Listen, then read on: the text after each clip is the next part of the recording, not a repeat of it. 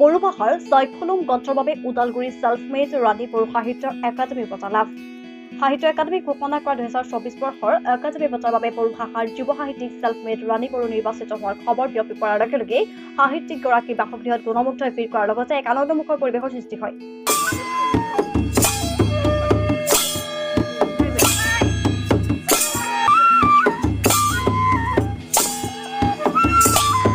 বড়ো ভাষাৰ ছয়খনম চুটিগল্পৰ সংকলন গ্ৰন্থৰ বাবে যুৱ সাহিত্য একাডেমী সন্মান লাভ কৰা শ্ৰীমতী বড়ো 1977 চনৰ 2 জুনত জন্মগ্ৰহণ কৰা ওদালগুৰি জিলাৰ খৈৰাবাৰীৰ নিকটৱৰ্তী 1 নং শিমলুবাৰীৰ গাঁও নিবাসীৰ পিতৃৰ পেছা তৰণী দেহেৰাম বড়ো আৰু গাঁৱৰ চকত শাক-পাচলিৰ দোকান দি পৰিয়ালক আৰ্থিকভাৱে সহায় কৰা মাতৃ প্ৰমীলা বড়ো মাজু কন্যা অসম সচিবালয় বড়ো ভাষাৰ অনুবাদক ৰূপে কৰ্মৰত ছেল্ফমেড ৰাণী বড়ো বৰ্তমানলৈকে লাফি নজিৰ খিথেৰ উন্দাহানী আৰু চাইখলম নামৰ 3খনকৈ গ্ৰন্থৰ লেখিকা শ্ৰীমতী বড়ো 2024 বৰ্ষৰ সাহিত্য একাডেমীৰ বঁটা আগবঢ়োৱাৰ বতৰা বিয়পি পৰাৰ লগে লগে বিভিন্ন দল সংগঠন আৰু তেওঁৰ গুণমুগ্ধ ব্যক্তিসকলে তেওঁৰ বাসগৃহত উপস্থিত হৈ তেওঁক অভিনন্দন জনায়। মোবাইলত সামাজিক মাধ্যম ব্যৱহাৰ কৰা সাহিত্য সৃষ্টিত সহায় কৰা বুলি উল্লেখ কৰি বড়ো ভাষাৰ সমাজলকৈ অসমীয়া ভাষাটো সাহিত্য চৰ্চা আৰু যুৱ লেখিকাগৰাকীৰ সাফল্যত ওদালগুৰি জিলাত আনন্দ সৃষ্টি হৈছে।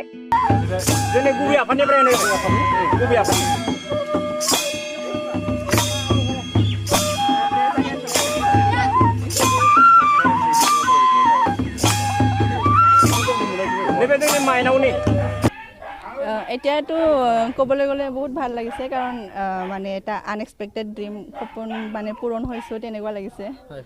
আপুনি এই সাহিত্য চৰ্চা কেতিয়াৰ পৰা আৰম্ভ কৰিছিলে? মই একচুৱেলি সৰুৰ পৰাই লিখিছিলোঁ। যেতিয়া 7-8 মান ক্লাছৰ পৰা লিখা মেলা আৰম্ভ কৰিছিলোঁ। বুক হিচাপে পাব্লিছ কৰিছোঁ 2018 ফাৰ্ষ্ট বুক আছিলে। তাৰপাছত ছেকেণ্ড বুকখন পাব্লিছ কৰিছিলোঁ 2020-ত। এইখন মানে মোৰ থাৰ্ড বুক হয়। 2022-ত পাব্লিছ কৰিছিলোঁ এইখন। আপোনাৰ সেই 3খন গ্ৰন্থৰ নাম কি বা আপুনি কি কি বিষয়ৰ ওপৰত লেখা মেলা কৰে বুলি কয়? নামবোৰ মানে বড়ো যিহেতু ফাৰ্ষ্ট বুকখনৰ নাম হৈছে লাফিন যাই খিথেৰ মানে আকৌ ল'ব নোৱাৰা প্ৰতিশোধ তেনেকুৱা ধৰণৰ। আকৌ ছেকেণ্ড বুকৰ নাম হৈছে উন্দাহানী মানে প্ৰতিশ্ৰুতিৰ জুই তেনেকুৱা ধৰণৰ মিনিংটো ল'ব গ'লে। থাৰ্ড বুকখনৰ নাম হৈছে চাইক্লুম। ইয়াৰ মিনিংটো মানে অসমীয়াত ক'ব গ'লে ছায়া আৰু শ্বেডো মানে তেনেকুৱা। মূলত বিষয়বস্তুবিলাক কেনেকুৱা ধৰণৰ? বিষয়বস্তু মানে সেইটোতো যিহেতু চুটিগল্প বুক হয়, এখন কিতাপত লাইক 12টা বা 14টা মান চুটিগল্প তেনেকুৱা আছে। তো মানে গোটেইখিনি কাহিনীটো মানে বেলেগ বেলেগ থিমৰ ওপৰত নিৰ্ভৰ কৰিছে। কোনটোবা কাহিনীটো গাঁৱৰ ওপৰত লিখা বা কোনটোবা আমাৰ সামাজিক কিছুমান তৰ্ক বিতৰ্ক হৈ থাকে সেইবোৰ ৰিলেট কৰি লিখা। মানে প্ৰত্যেকটা ষ্টৰীত মানে মই এইটো ট্ৰাই কৰিছোঁ কিবা এটা মৰেল লেচন দিব পাৰোঁ নেকি সমাজক, তেনেকুৱা ট্ৰাই কৰিছোঁ আৰু যিমানখিনি ছাকচেছ হৈছে সেইটো মই ক'ব নোৱাৰিম বাৰু তেনেকুৱা।